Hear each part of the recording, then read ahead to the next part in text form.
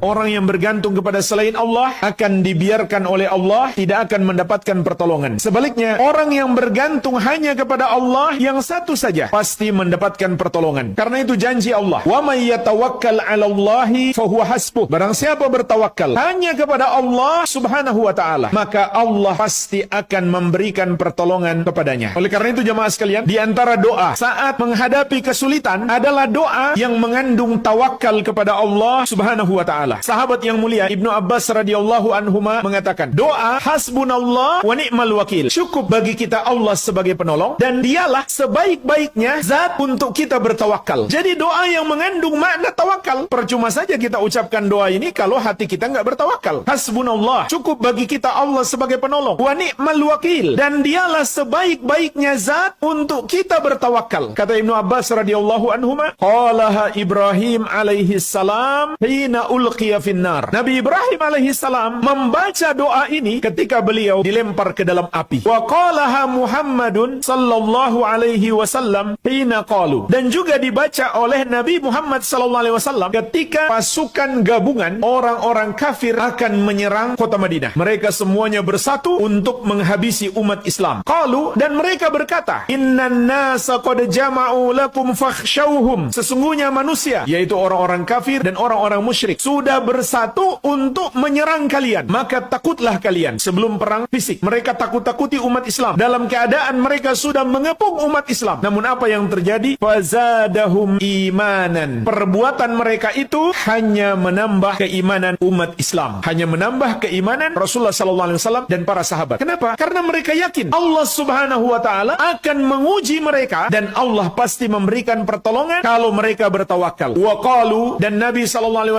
serta para sahabat berkata, hasbunallah wa ni'mal wakil, cukup bagi kami Allah dan hanya kepadanya lah sebaik-baiknya zat kita bertawakal. Jadi ini adalah doa yang dianjurkan untuk kita baca dalam kondisi sulit. Keutamaan tawakal yang lainnya, orang yang beriman dan bertawakal kepada Allah Subhanahu wa taala tidak akan dikuasai oleh setan. Dan kalau seseorang itu sudah dikuasai oleh setan, maka dengan mudahnya setan itu akan menyetirnya untuk melakukan apa saja yang disukai oleh setan tersebut. Allah Subhanahu wa taala berfirman, innahu laisa lahu sultanun 'alal ladzina amanu wa 'ala rabbihim yatawakkalun. Sesungguhnya setan itu tidak punya kuasa atas orang-orang yang beriman dan orang-orang yang bertawakal hanya kepada Rabb mereka. Dengan tawakal Allah melindungi kita dari penguasaan setan atas kita. Oleh karena itu, ketika kita keluar rumah, Rasulullah SAW juga mengajarkan kepada kita doa yang mengandung tawakal. Rasulullah SAW